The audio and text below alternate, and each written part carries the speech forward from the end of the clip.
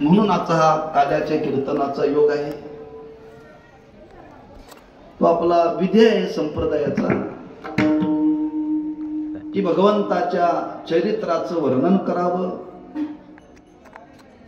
त्या चरित्राच्या संबंधाने त्याच्या गुणाचं, त्याच्या नामाचं, त्याच्या संग सुखाचं, त्याच्या सामर्थ्याचं विशेष करून वर्णन करावं. चरित्र ते उच्चार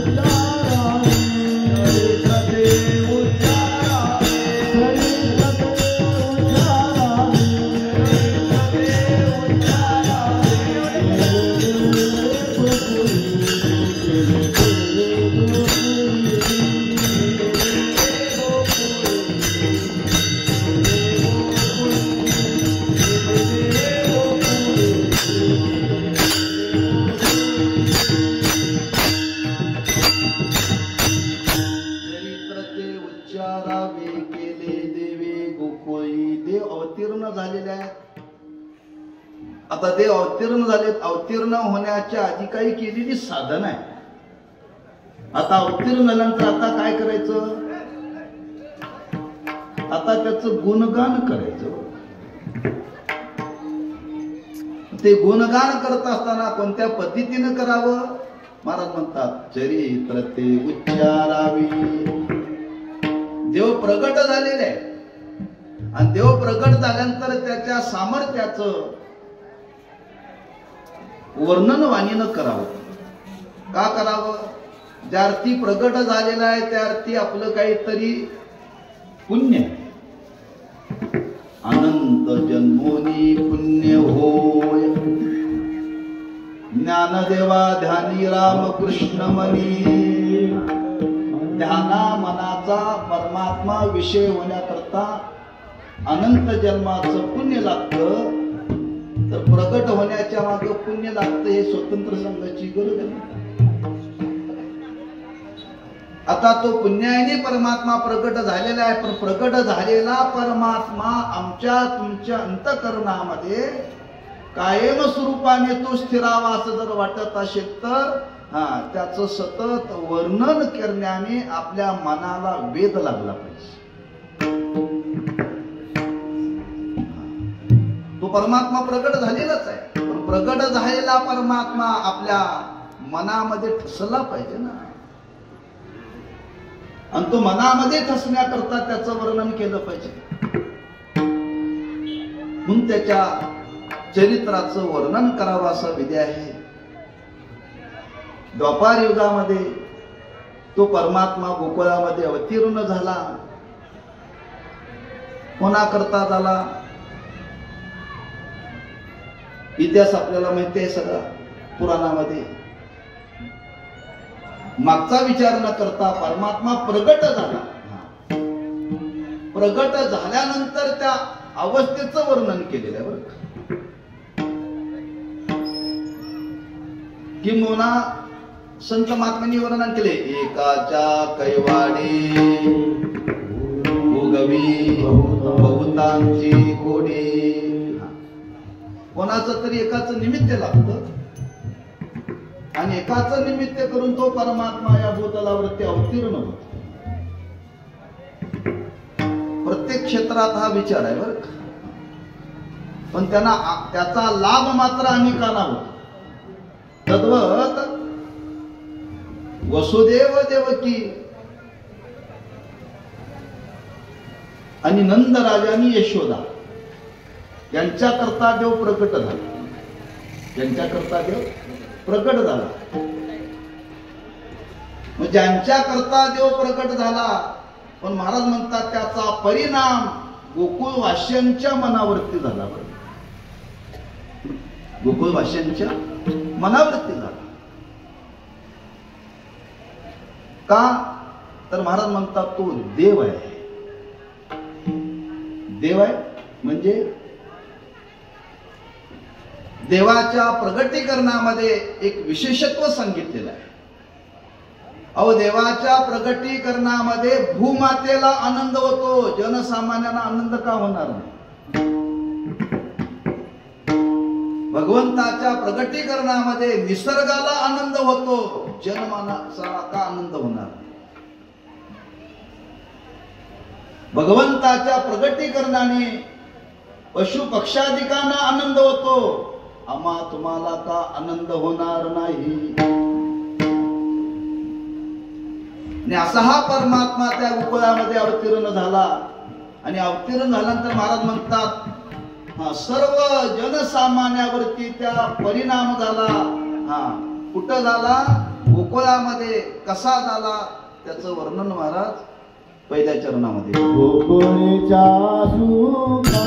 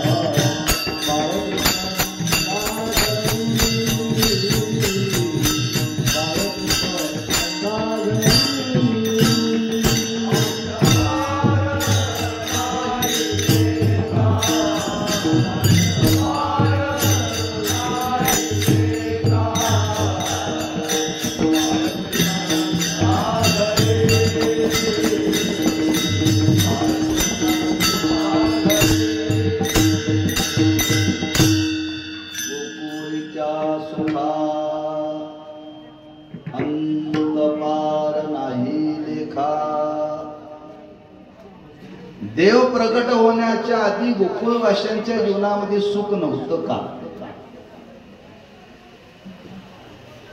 होतं. मग भगवंताच्या प्रगटीकरणाच्या आधी जर त्यांच्या जीवनामध्ये सुख होतं तर पुन्हा महाराजांनी गोकुळीच्या सुखा का वर्णन?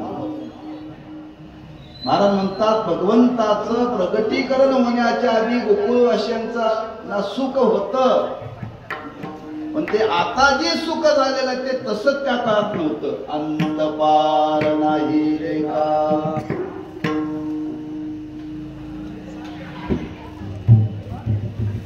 आज प्रत्येकाच्या जीवनामध्ये सुख आहे, किंबहुना सुख आहे म्हणून तर माणसं जगलेली आहेत. बरं, सुखाकरता जगली हा भाग वेगळा. सुखाकरता जगतात ती माणसं भाग वेगळा. पण आज प्रत्येकाच्या जीवनामध्ये सुख आहे म्हणून माणसं जगलेली आहेत. ताजी तवानं दिसतात माणसं.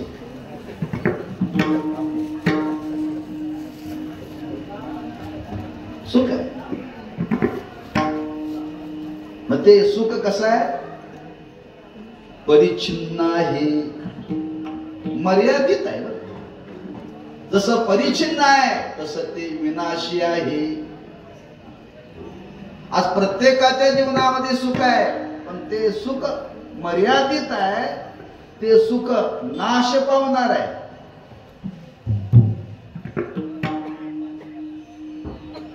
पण भगवंताच्या प्रगटीकरणाचा परिणाम महाराज म्हणतात की जे सुख तिथं आज अनुभवाला आलेलं आहे, अंतपार नाही लेखा. का? शास्त्र सांगतं ज्या सुखावरती आम्ही तुम्ही जगतो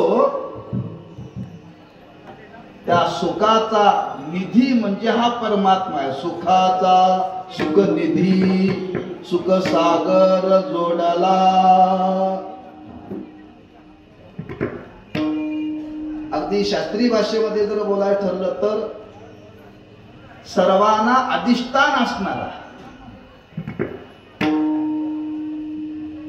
सर्व पदार्थांना अधिष्ठान असणारा परमात्मा, तो सुखाचा सुखनिधी आहे. सुखाचा सुखनिधी आहे. आणि तो सुखाचा सुखनिधी असलेला परमात्माच ज्याच्यावरती आम्हा तुम्हाला अनुभवाला येणार जे सुख आहे, त्या सुखाला आधार अधिष्ठान असणारा जो परमात्मा, ते सुखच तिथं प्रगटलं. बरं, ते सुख तिथं प्रगट झालेलं आहे.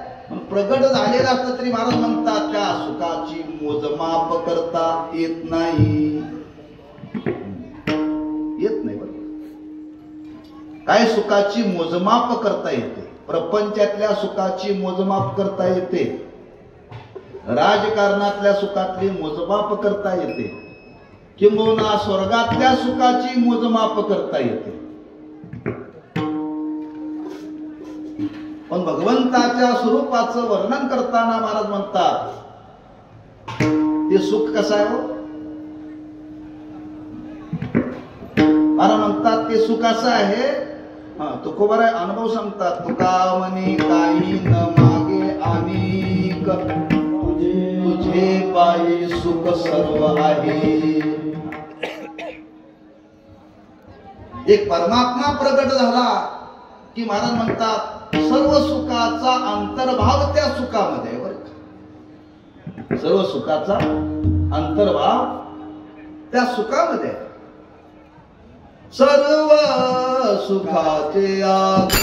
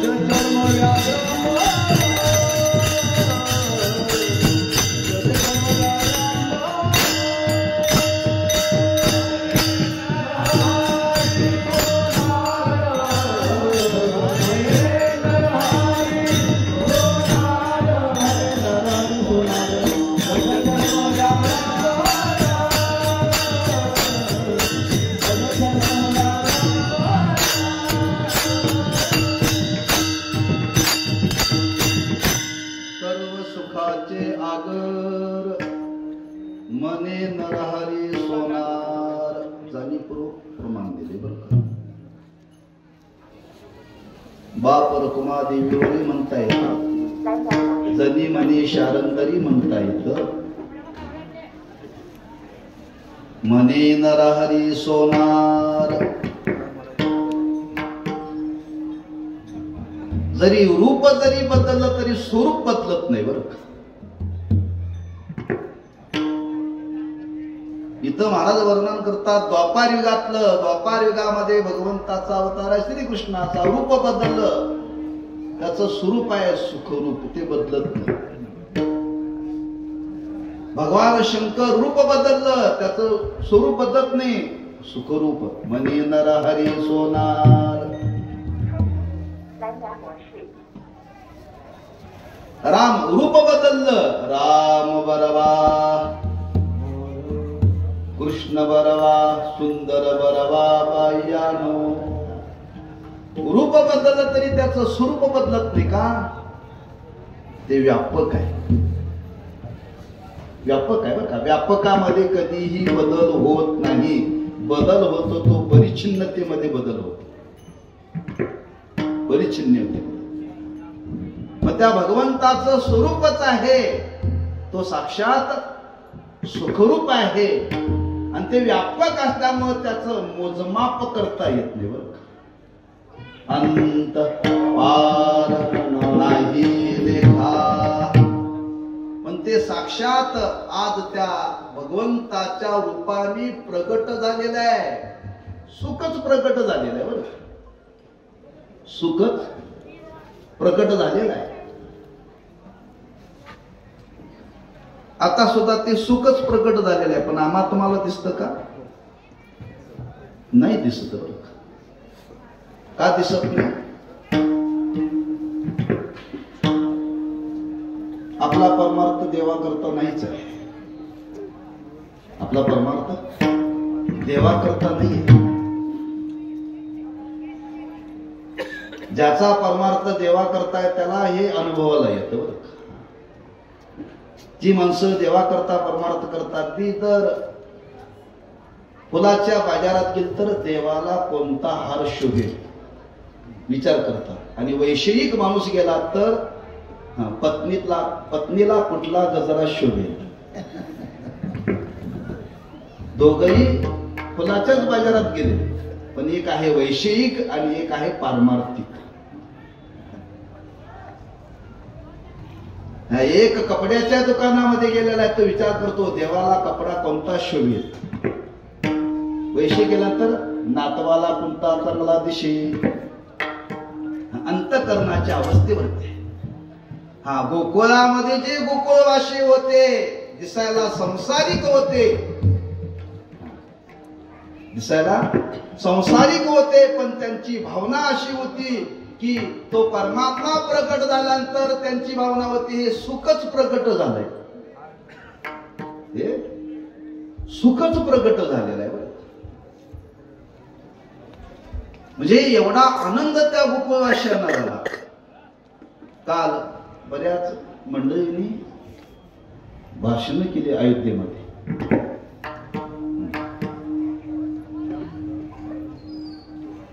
आणि भाषण करत असताना त्या सोहळ्यामध्ये अनेकांचे उद्गार की आता कृतयुग सुरू झालं.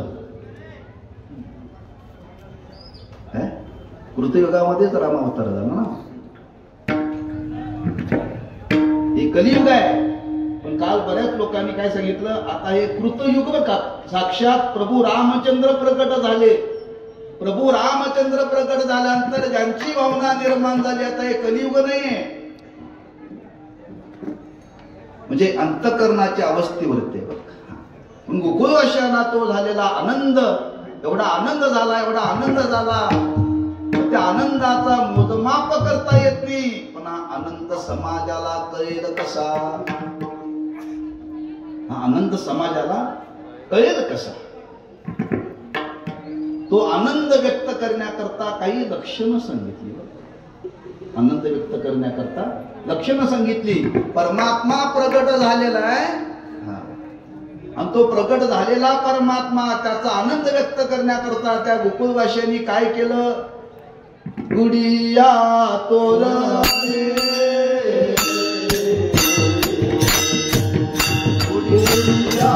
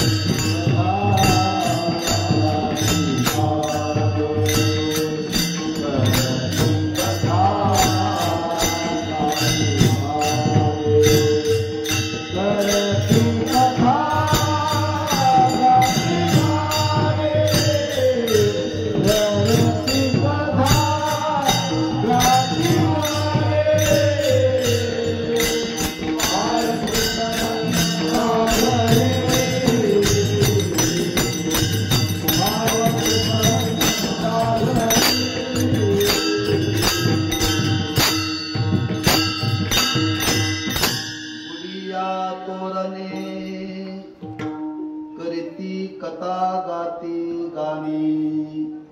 आनंद आहे, तो आनंद व्यक्त करावा लागतो. आणि आनंद व्यक्त करण्याकरता आता आपलाच विचार घ्या. आपण भजन कशा करता करतोय? आनंद करता. हा, त्या परमात्मा स्वरूपाचा आनंद भोगण्याकरता किंवा व्यक्त करण्याकरता तर हे उत्सव आहेत ना, हे झाकून ठेवता येत नाही. झाकून ठेवता येत नाही बरं का. हा, तो आनंद शब्दात मांडता येत नाही, शब्दामध्ये म्हणता येत नाही का? अहो ते त्याला स्वरूपच नाही, तर ते शब्दात मांडणार कसं तुम्ही?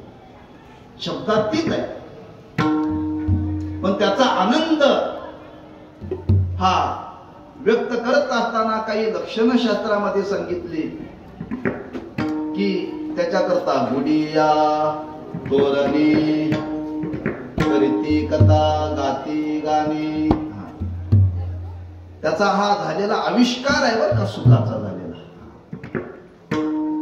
की एवढा आनंद झाला, तो आनंद व्यक्त करण्याकरता त्या गोकुळवासियांनी गुड्या उभा केल्या. गुढी कधीतरी उभा करायची नसते बरं, गुढी कधीतरी उभा करायची नसते.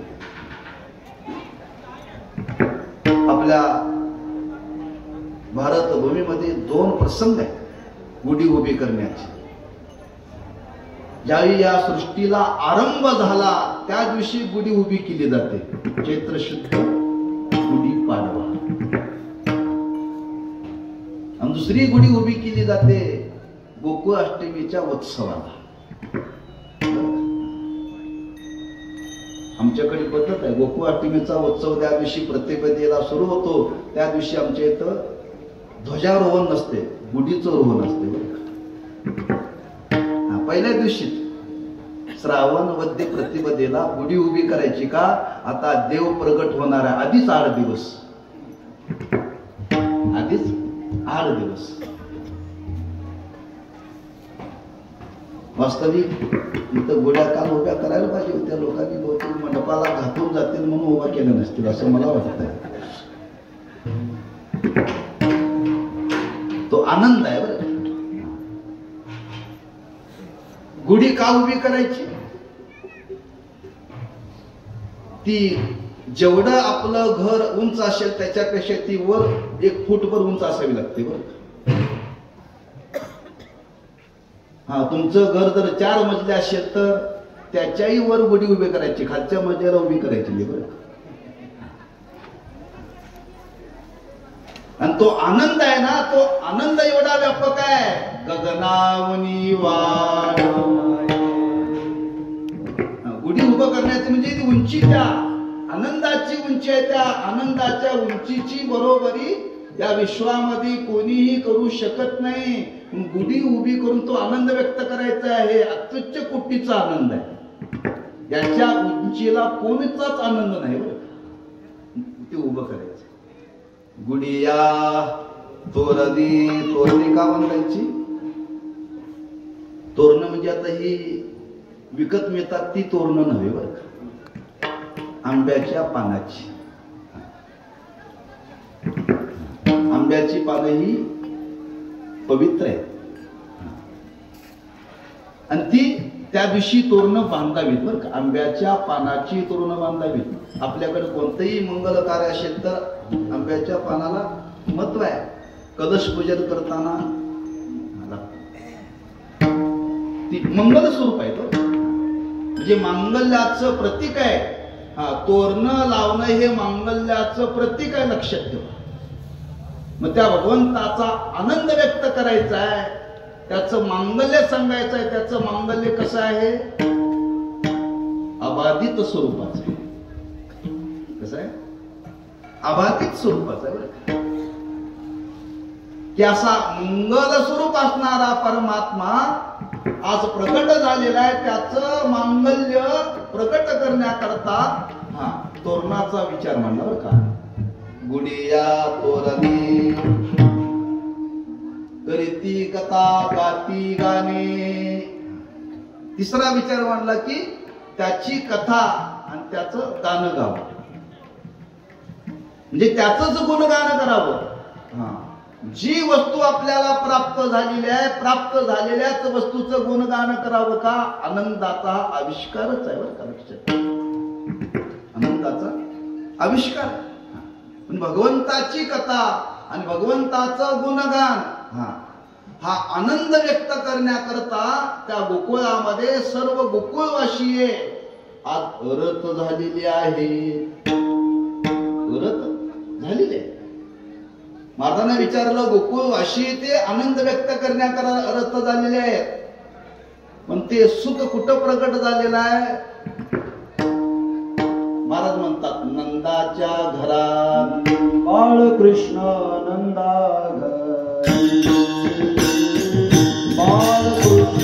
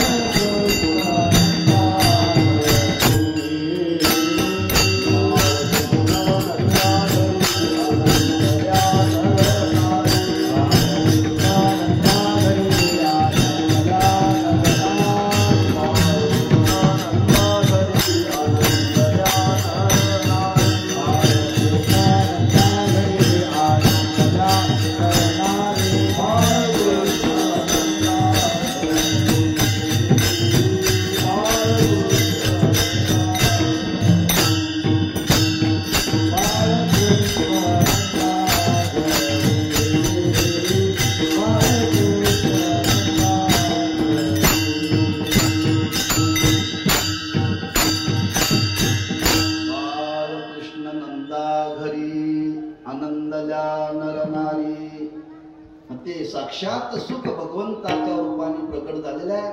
नंद राजाच्या वाड्यामध्ये बाळ कृष्ण नंदा घरी, नंदाच्या घरामध्ये ते परमात्म्याचं प्रगटीकरण झालेलं आहे. आणि प्रगटीकरण झाल्यानंतर महाराजांनी तिथं दोन शब्द वापरले, आनंदल्या नर नारी. जगामध्ये दोनच जाती आहेत बरं का, एक पुरुष आणि दुसरी स्त्री. हे 18 पगड जाती आम्ही तुम्ही आमच्या तुमच्या पोटा करता संगती लावण्याकरता वेदांनी निर्माण केले. 18 जातीचा संबंध देवाशी नाही, देवाशी नाही बरं का, पण 18 जातीचा संबंध मात्र व्यवहाराशी आहे बरं का. 18 जातीचा संबंध व्यवहाराशी आहे, परमार्थाशी नाही. मग जाती कोणत्या? दोनच, एक नर आणि दुसरी नारी, स्त्री आणि पुरुष. याच्या व्यतिरिक्त जगामध्ये जात नाही. त्या दोघांना आनंद झाला याचा अर्थ जगातल्या सर्वांना आनंद झाला. तुम्ही कालचा प्रसंग पहा. आज आपल्या देशातल्या सर्व लोकांना आनंद झाला, यात बाहेर विशेष नाही, जगातल्या सर्व लोकांना आनंद झाला. राम मंदिर पूर्ण झालं, प्रभू रामचंद्र तिथं प्रकट झाले, सर्वांना आनंद झालेला आहे. म्हणून आनंदाचा उपभोग घेणारे जगामध्ये प्रामुख्याने दोनच, एक नर आणि नारी. नर आणि नारी बरं का. बाकीच्यांना आनंदाचा उपभोग घेता येत नाहीये, लक्षात ठेवा. म्हणून इथं महाराजांनी वर्णन केले, आनंदल्या नर नारी. आनंद त्यांना झालेला का? तो परमात्मा तिथं आज त्या गोकुळामध्ये प्रगट झालेला आहे. त्याचं स्वरूप आहे सुखरूप, आणि ती सुख देण्याकरता भगवंताने बालक रूप धारण केलेलं आहे. बाल रूप धारण केलेलं आहे. त्याच्या मागे थोडस कारण आहे. बाल रूप धारण करण्याच्या मागे ज्यावेळी बाल अवस्था असते, बाल अवस्था म्हणजे निरागस. कसं असतं ते? निरागस असतं बरं.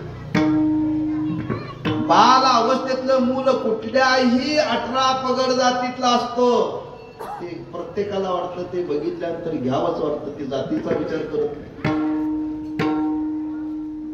हा, थोडस ते मोठं व्हायला लागली की मग विचारतात तू कोणाचा. त्याच्या पुढं थोडं मिशा दाढी यायला लागली मग त्याच्यापेक्षा चौकशी पुढची करतात. पण बाल अवस्थेमध्ये मात्र जर मूल ते बाल अवस्थेमध्ये असताना त्या मुलाला पाहिल्यानंतर ते कुठल्या जातीचं आहे माणसं विचारत नाही का. त्या बालपणीमध्ये अशी अवस्थाच आहे, एक निरागस आहे.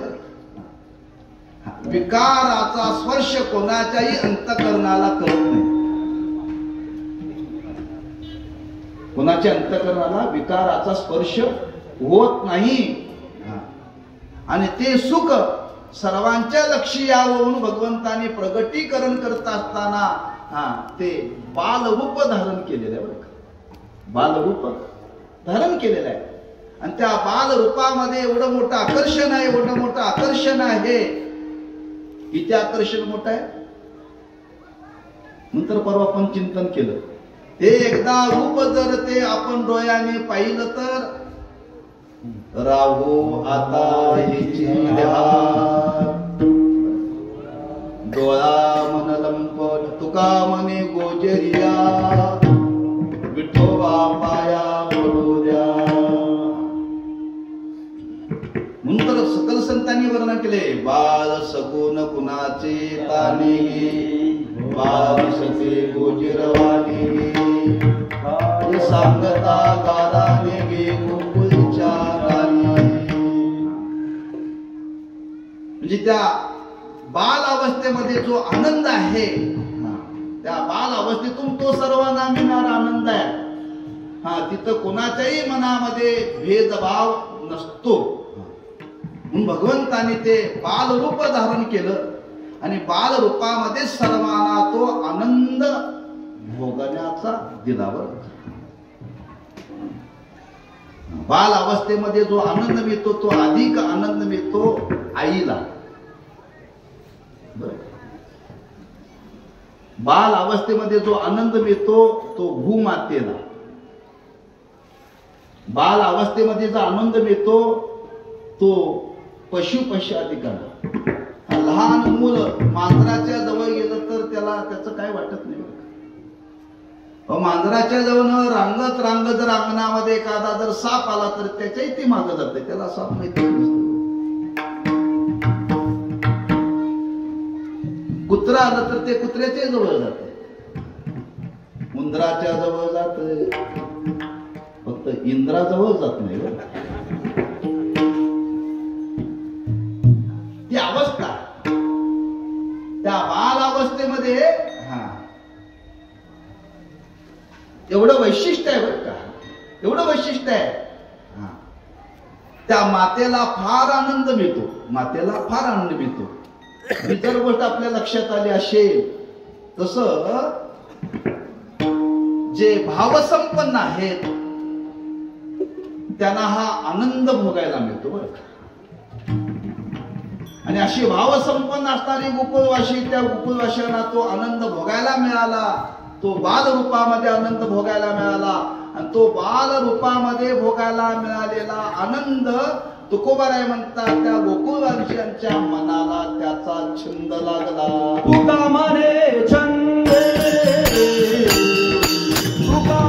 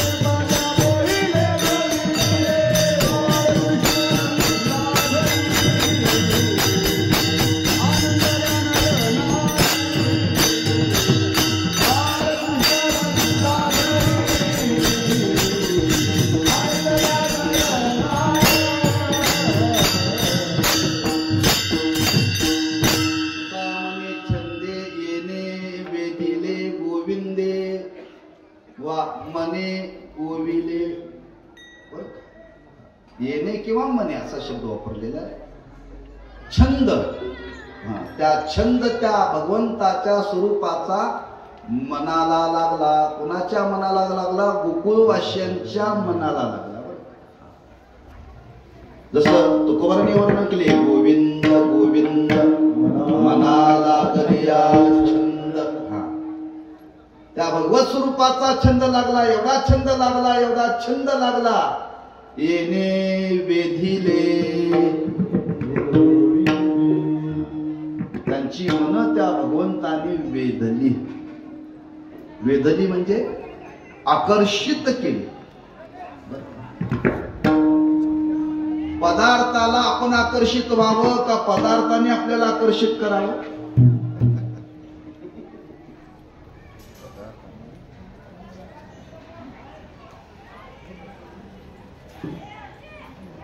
तर पदार्थाला आपण आकर्षित झालं पाहिजे का पदार्थाने आपल्याला आकर्षित केलं पाहिजे?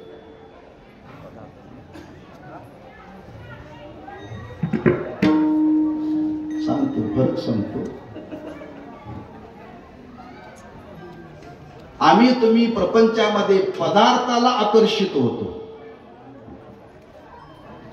प्रपंचामध्ये जी माणसं आकर्षित होतात ती पदार्थाला आकर्षित होतात. या जगावरती एकच पदार्थ आहे, परमात्मा. तो सर्वांना आकर्षित करतो. नंतर आमचे एकच पदार्थ आम्हाला आकर्षित करत नाही. दिवस बदलला की दुसरा पदार्थ, अहो काल बदलला की सकाळी वेगळा, दुपारी वेगळा, संध्याकाळी वेगळा. सकाळी इडली बरी लागते, दुपारी नाही चालत.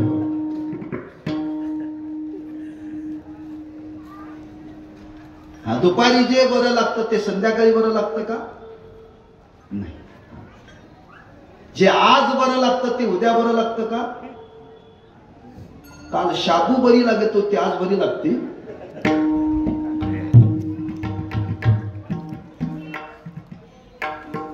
म्हणजे विषयाचं जे आकर्षण आहे ते कालावरती आहे, बरं, कालावरती. आणि भगवंत जो आकर्षित करतो तिथं कालाचा संबंध नाही आहे, व्यक्तीचा संबंध नाही आहे, वस्तूचा संबंध नाही आहे.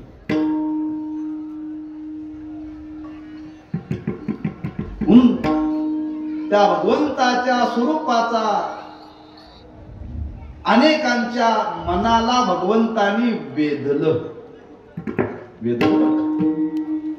आणि त्या वेधल्याचा परिणाम आता त्या गोकुळवासियांची अशी अवस्था झाली, आता भगवंताशिवाय त्यांच्या मनामध्ये दुसरा विषय नाही. म्हणून ह्या चरणाच्या संबंधाने अनेक अभंगाचं आपल्याला संगती लावता येते. तुका मने छंदे मने वेदिले गोविंदे, परिणाम गोविंदो घ्या दामोदरो घ्या. तव तव हासत बोलते मथुरेच्या, हासते मथुरेच्या. वेदल्यामुळं, वेदल्यामुळं आत हरी बाहेर हरी, हरिने घरी कोंडिले. वेदल्यामुळं हरिने माझे हरिले चित्त, आता कशी जाऊ घरा वेधिले. त्या भगवंताने त्यांच्या मनाला वेधल्यामुळं आता महाराज म्हणतात त्यांची क्रियाच बदलली. त्यांची क्रियाच बदलली. प्रपंचात क्रिया बदलत नाही, पण परमार्थात क्रिया बदलते, लक्षात ठेवा. जर मनावर त्याचा परिणाम झाला तर, मनावर त्याचा परिणाम झाला तर, आणि असा तो भगवंताच्या त्या प्रगटीकरणाचा परिणाम गोकुळवासियांच्या मनावरती झाला. महाराज इथं वर्णन करतात. तुका मने छंदे मने वेदिले गोविंदे, बालकृष्ण नंदागरी आनंदल्या मरणारे विठोबा.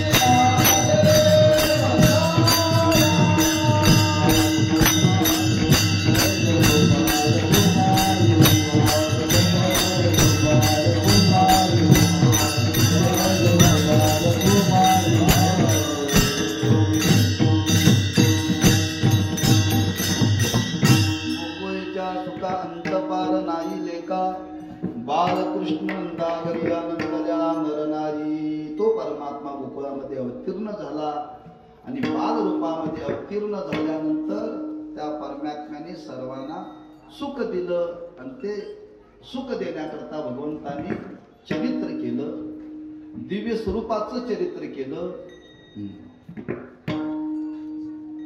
त्या चरित्रातून भगवंतानी अनेक प्रयोजन त्याच्यामध्ये सिद्धीला मिळालेले आहेत बरं का.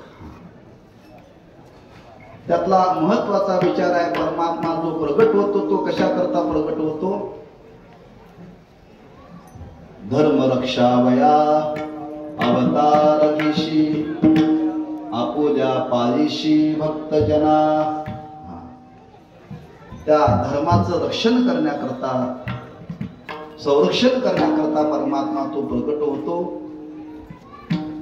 कारण गोकुळातला अवतार घ्या नाहीतर अयोध्येतला अवतार घ्या, धर्माचं रक्षण करण्याकरता, धर्माची स्थापना करण्याकरता भगवंताचा अवतार. आणि त्या भगवंताला या युगायुगामध्ये अवतीर्ण व्हावं लागतं. म्हणून आजही तो परमात्मा त्या मूर्तीच्या रूपाने गावोगावी प्रगट झालेला आहे बरं. धर्माचं रक्षण करण्याकरता, धर्माचं रक्षण करण्याकरता तद्वत तो परमात्मा गोकुळामध्ये अवतीर्ण होऊन हे कार्य त्या भगवंताला करायचं होतं. आणि ते कार्य करत असताना भगवंतानी ते कार्य केलं, पण तो आनंद भगवंताने सर्वांना दिला. माध्यम आहे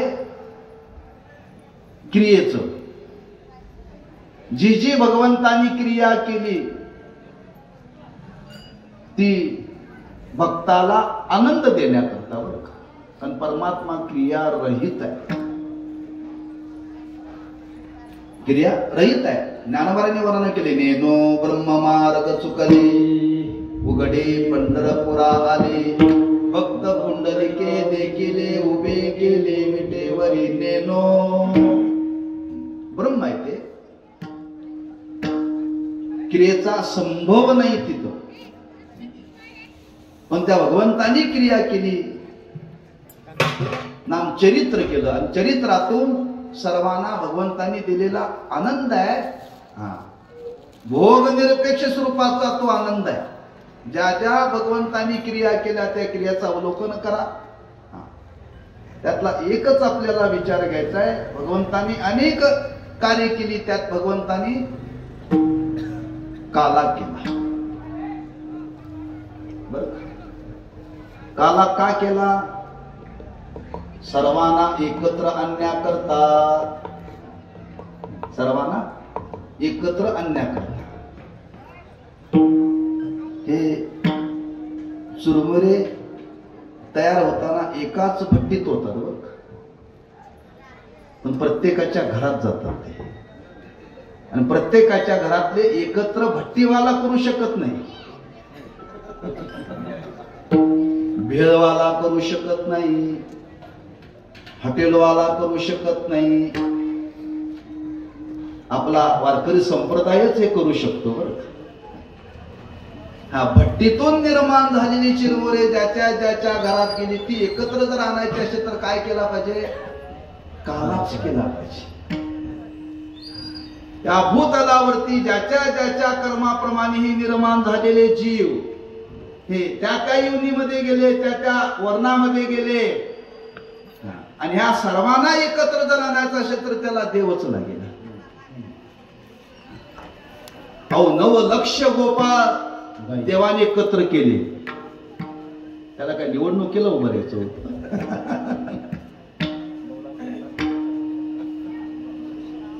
9 लाख गोपाळ एकत्र केले. हे भगवंताचं फार मोठं कार्य लक्षात ठेवा, की सर्वांना एकत्र करायचं आहे. आणि ते एकत्र करण्याकरता भगवंतांनी केलेला हा काला, ही भगवंताच्या ठिकाणी फार मोठी शक्ती आहे.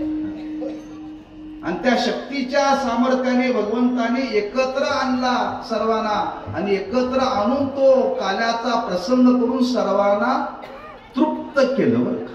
सर्वांना तृप्त केलं. तृप्त केलं या शब्दाचा अर्थ प्रत्येकाच्या अंतकरणातला भेद घालवला. काय भेद घालवला? आम्ही सगळे देव आहोत, आम्ही देवाचे आहोत. आता पण आम्ही जीव समजत होतो, आता पण आम्ही जीव समजत होतो. मी अमक्या जातीचा समजत होतो, तमक्या जातीचा समजत होतो. पण नाही, आज भगवंताने सर्वांना याची जाणीव करून दिली. आपण सर्वजण एकच आहोत, पण एकत्र येण्याकरता थोडस नरम व्हावं लागेल. मग त्या चुरमुऱ्यात दही घालावं लागतं, म्हणजे ते चुरमुरे नरम होतात. ते कडक आहे बरं का, आता कसे कडक आहे. परमार्थ कशा करता करायचा आहे? आपल्याला आपल्यातला कडकपणा जावा. कडकपणा म्हणजे अहंकार जावा, आपल्यातला अहंकार जावा. हा, चुरमुरे दुधात टाकले तर फारच नरम होतात हो. चुरमुरी रूपामध्ये ते राहतच नाही. मग ते दही फार घालायचं नसतं, ते नरम होण्यापुरतच घालायचं असतं बरं. तसं हा सर्व जीवाच्या ठिकाणी निर्माण झालेला अहंकार हा जर घालवायचा असेल तर याच्याकरता भक्तीशिवाय पर्याय नाही. भक्ती कर महाराज, लक्षात ठेवा, भक्तीशिवाय पर्याय नाही. भक्तीनेच अहंकार जातो. आणि त्या भक्तीच्या ठिकाणी जर ज्ञान आलं तर अहंकार निर्माण होतो. निवृत्तीला लक्षात ठेवा, हे देवाने केलेलं कार्य आहे. देव काय रिकामा नाही, लक्षात ठेवा या उचापत्या करायला. तरी देवाचं फार मोठं कार्य आहे, देवाचं फार मोठं कार्य आहे. हा, जीव आणि ब्रह्म यांचं ऐक्य एक देव आणि संत जीवनामध्ये करू शकतात. आणि भगवंताने ह्या विश्वामध्ये करण्याकरता अवतार घेऊन हा काल्याच्या प्रसंगातून हे देवानी केलेलं कार्य, हे देवानी केलेलं कार्य आहे. म्हणतो भगवंतानी काला केला, कुठं केला? यमुनेच्या वाळवंटामध्ये केला. वाळवंटामध्ये केला म्हणजे ती वाळवंट काला करण्याकरता. वाळवंट काल्या करण्या, वाळवंटात गेला की माणसाचा अहंकार शिल्लक राहत नाही. म्हणून तर महाराजांनी वर्णन केले, अयोध्येच्या लोका नाही अभिमान, गोकुळीच्या लोका नाही अभिमान, पंढरीच्या लोका नाही अभिमान. हा, त्या वाळवंटात, पंढरीच्या वाळवंटात गेला की अहंकार अभिमान तिथं राहत नाही. लक्षात ठेवा, राहत नाही. म्हणतो वाळवंटामध्ये भगवंताने हा काला केला. आणि तो काल्याचं प्रतीक म्हणून हा लाह्याचा, दही भाताचा काला भगवंताने केला. आणि सर्वांना तो भगवंताने उदार अंतकरणाने वाटला. त्या भूतलावरती जेवढे जीव होते त्या सर्वांना वाटला. मग कोणी म्हणेल देवाधिकांना देवाने का वाटला नाही? त्यांचा अहंकार गेला नाही म्हणून वाटला नाही.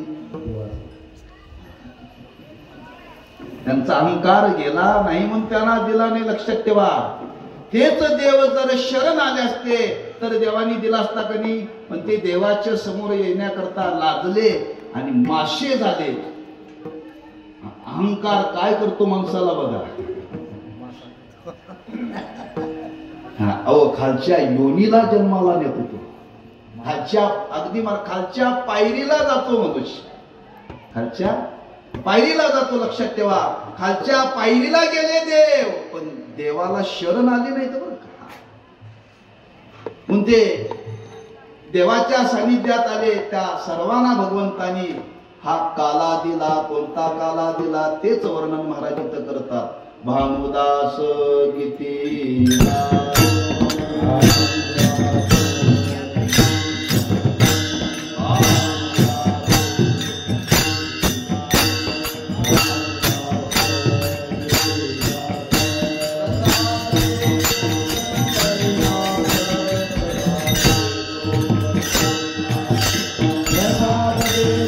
Thank you.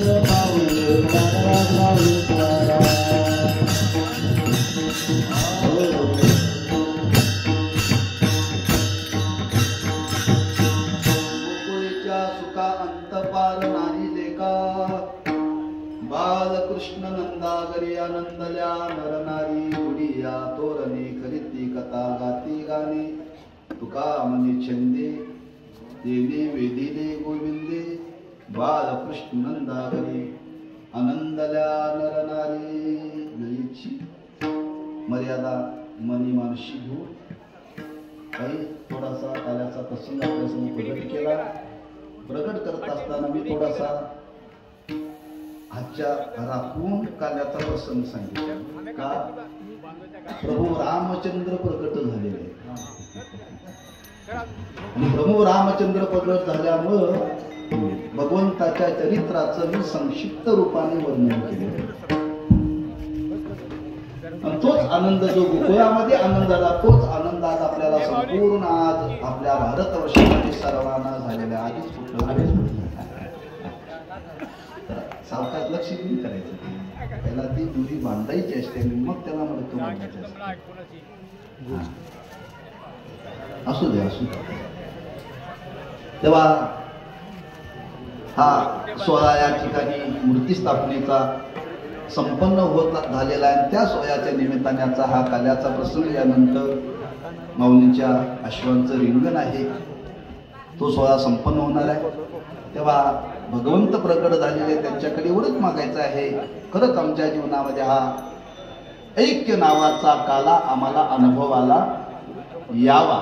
आमच्यातला काय जे दोष असतील ते आपल्यातले जीवनातले जावेत आणि आपण एकत्र संघटितपणाने जीवन जागावं. तशी सद्बुद्धी तसं सामर्थ्य त्या भगवंताने प्रभू रामचंद्राने आम्हाला द्यावं अशी त्याच्या चरणी प्रार्थना करून शिवेला पूर्णिराम पायाच्या प्रसादी काही बोलो विनोदे मदक्षमा करणे संकेतयुक्ती नोहिया उपदेश तुमचे बडबडिलो शेष तुमच्या कृपेचे पोसणे जन्मो जन्मी तुका मने तुका